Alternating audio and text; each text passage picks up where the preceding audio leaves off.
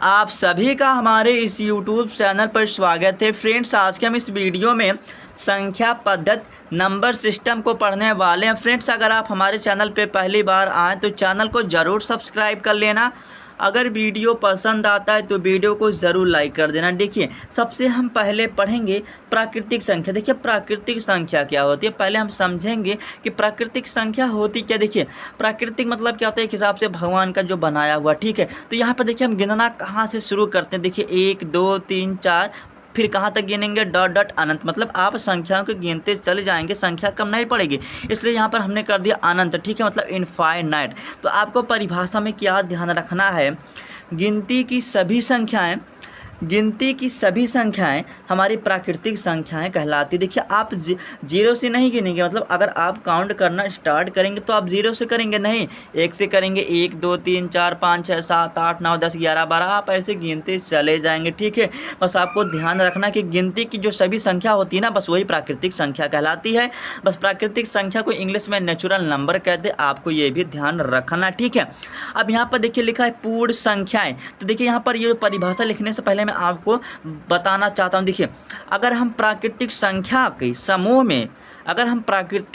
के समूह में ज़ीरो को इंक्लूड कर देता हूँ, अगर हम प्राकृतिक संख्या के समूह में अगर मैं ज़ीरो को मिला देता हूँ या ज़ीरो को मिला दिए थे भैया, तो हमारा वह पूर्ण संख्या बन जाता है, ठीक है। अब देखिए परिभाषा यहाँ पर क्या लिखा है, प्राकृतिक संख्याओं के समूह में, प्राकृतिक संख्या ने देखिए हमारा क्या है, 1 2 3 4 डॉट डॉट अनंत, ये हमारा क्या प्राकृतिक संख्या यहाँ पर लिखा गया है।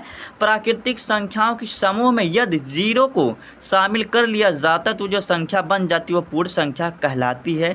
उसके बाद देखिए यहाँ पर ये हमारा प्राकृतिक संख्या, अगर यहाँ पर हम जीरो को ना देखें, 1 2 3 4 डॉट डॉट इनफाइनाइट, ये हमारा क्या प्राकृतिक संख्या है। और परिभाषा कहा तो कि अगर प्राकृतिक संख्या के समूह में अगर आप जीरो मिला लेंगे तो ये हमारा क्या बन जाएगा, पूर्ण संख्या, जिसे इंग्लिश में होल नंबर कहते हैं। आपको ये भी ध्यान रखना है। उसके बाद यहाँ पर देखेंगे पूर्णांक संख्याएं। पूर्णांक संख्या को इंग्लिश में इंटीजर नंबर कहते हैं। देखिए जो पूर्णांक है ना, पूर्णांक में क्या रहेगा, हमारा धनात्मक की संख्याएं आएंगी, ऋणात्मक की संख्याएं आएंगी और जीरो की भी संख्याएं आएंगी, ठीक है। अब यहाँ पर देखिए क्या लिखा है, सभी धनात्मक और सभी ऋणात्मक और वह शून्य संख्याओं का जो समूह होता है वो हमारा पूर्णांक कहलाता है। देखिए फ्रेंड, इसका एक और परिभाषा देखिए, हमारा जो माइनस इनफाइनाइट होता है, ठीक है। यहाँ पर पेन नहीं था तो मैं दूसरा पेन को ले रहा हूँ, ठीक है। तो देखिए आपको ध्यान रखना कि हमारे जो माइनस में जो हमारा होता है इनफाइनाइट से लेकर जो हमारा पॉजिटिव, जो हमारा धनात्मक क्या होता है इनफाइनाइट तक, इनके बीच की जो सभी संख्याएँ आती है हमारा क्या होता है, पूर्णांक कहलाता है। देखिए यहाँ पर लिखा गया सभी धनात्मक और सभी ऋणात्मक और जो हमारा शून्य होता है संख्याओं का जो समूह होता है हमारा क्या होता है, पूर्णांक कहलाता है। अब देखिए यहाँ पर हमारा आया ऋणात्मक, ये हमारा ऋणात्मक हो गया और धनात्मक के बीच में हमारा क्या आएगा, शून्य पर भी यहाँ पर आएगा, ठीक है। तो यहाँ पर आप ऐसे भी कर सकते हैं, मतलब माइनस है जो हमारा इनफाइनाइट से लेकर जो हमारा धनात्मक इनफाइनाइट तक होता है, यही हमारा क्या होता है, पूर्णांक कहलाता है। और यहाँ पर इसके बीच में जीरो भी आएगा, ठीक है।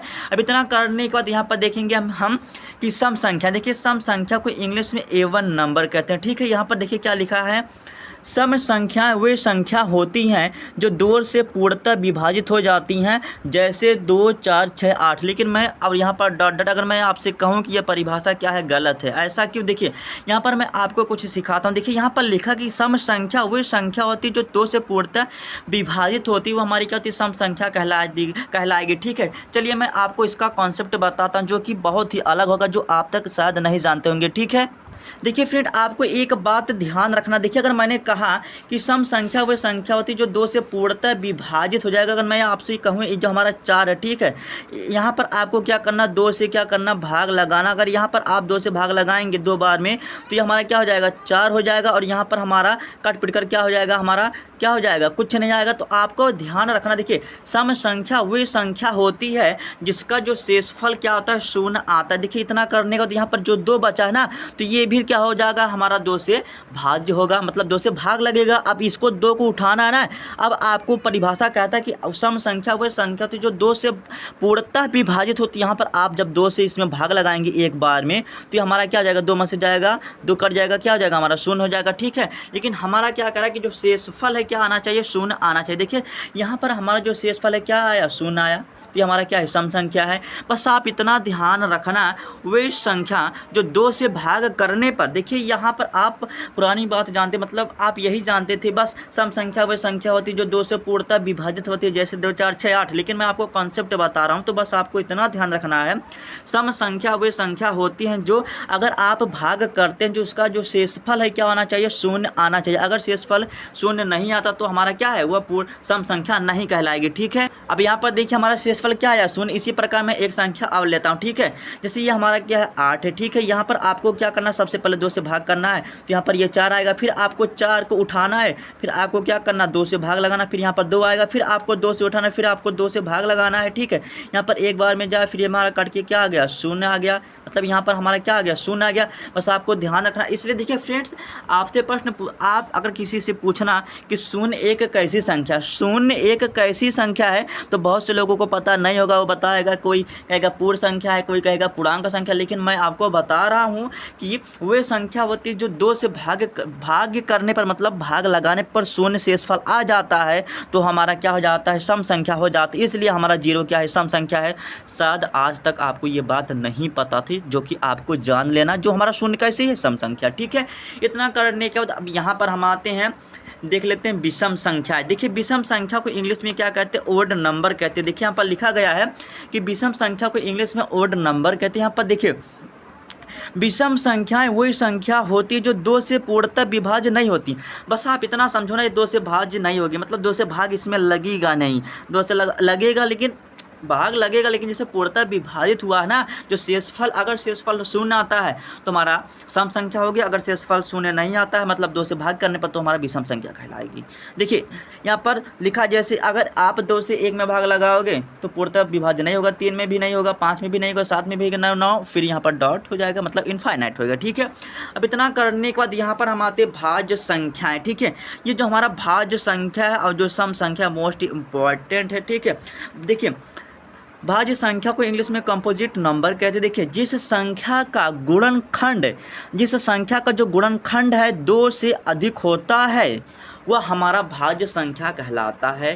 4 है, अगर आप 4 का गुणनखंड करेंगे तो ये हमारा 2 गुने 2 आएगा, फिर 1 आएगा, 2 से अधिक है। 6 का करेंगे, 2 तिया हमारा क्या हो जाएगा, 6 हो जाएगा, फिर 1 हो जाएगा। आप देख रहे हैं हर केस में कि 2 से अधिक इसका जो गुणनखंड, इसका जो फैक्टर है आ रहा, तो यही हम कह सकते हैं कि जिस संख्या का जो गुणनखंड है 2 से अधिक होता है तो हमारा भाज्य संख्या कहलाता है। एग्जाम्पल के तौर पर 4, 6, 8, 9। देखिए भाज्य संख्या और सम संख्या में बहुत ही कन्फ्यूजन होता है। देखिए सम संख्या क्या रहेगा, अगर आप किसी संख्या से 2 से भाग करेंगे, उसका जो रिमाइंडर, मतलब जो शेषफल है शून्य आना चाहिए, लेकिन जो हमारा भाज्य संख्या रहेगा इसका कम से कम क्या, जो 2 से अधिक गुणनखंड होना चाहिए, ठीक है।